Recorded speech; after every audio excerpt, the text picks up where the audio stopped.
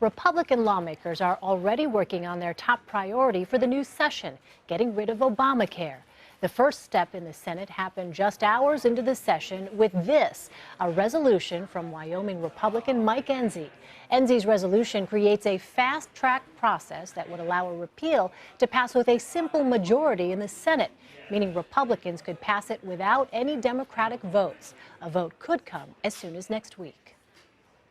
For more on what's in store for Obamacare, let's bring in Louisiana Republican Senator Bill Cassidy. Senator, thanks for being with us. You are one of the few physicians in the Senate. You're joining us from Capitol Hill. We want to talk about the Affordable Care Act, but first I wanted to get your reaction to House Republicans' move to reduce the power of the Congressional Ethics Office. There were some who were questioning, in fact, including the House leaders, Republican leaders.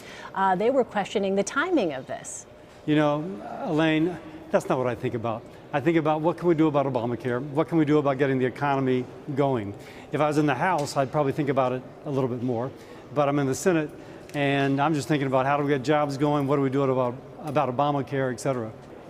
Let's talk more specifically about this. More than 184,000 people in your state are enrolled in plans through healthcare.gov. Exactly what parts of this do you want to replace? So the plans that are on the exchanges have $6,000 deductibles. A friend of mine who is not on the exchange but has an individual policy, his premium for he and his wife, both about 60, is $39,000 a year. No one believed me, so I put it on my Facebook page. $6,000 deductibles. This plan has people enrolled, but as I like to say, kind of paraphrasing St. Paul, it is the illusion of coverage without the power of access. I worked for 30 years in a hospital for the uninsured. If you said to one of my patients, we need you to pay $6,000 before the policy works for you, they would look at you like, what? I can't pay my rent in 6 months. I don't have $6,000.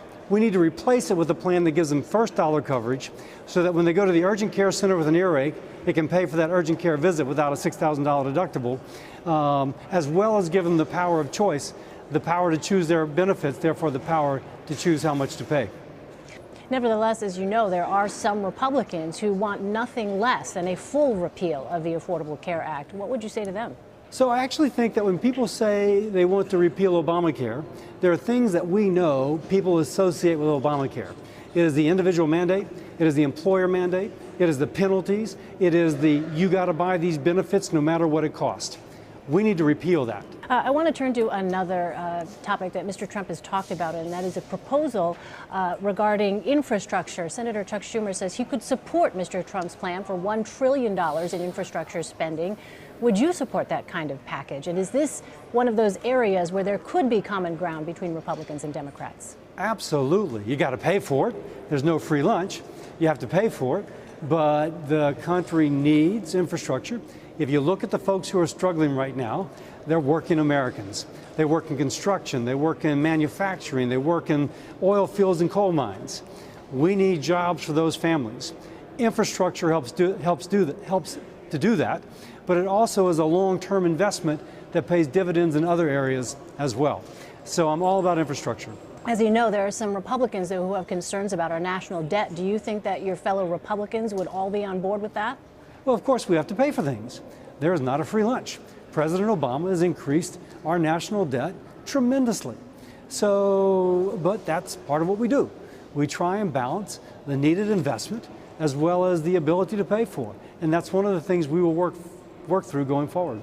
On the foreign policy front, Senator John McCain is holding a hearing Thursday on Russia's election hacking. The president-elect says he wants to move on from the issue of Russia's hacking. Do you support holding further hearings? I absolutely do. If the Russians are hacking, they shouldn't be allowed to hack. We are at cyber war, if you will. And we need to understand what took place. Whether it's the Chinese who came into, under the Obama administration, into our personnel files. We need to understand how that happened. And the more we go into it, I think the better for our national security, the better to prepare our American people for, if you will, the next type of warfare. And what about the president-elect's expressed opinion that the country needs to move on? You know, I think if he is saying, and I'm always careful to interpret what others say, that we need to focus on creating jobs for working Americans, repeal and replace Obamacare, get the economy rolling. Absolutely. Absolutely.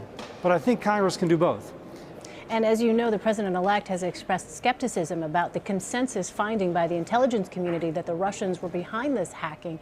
What is your view on that? Do you agree? I would like to hear. I will get the briefing myself. I've not received that briefing. I'll withhold judgment until I hear the briefing. All right. Senator Bill Cassidy joining us from Capitol Hill. Good of you to be with us. Thank you so much. Thank you, Elaine.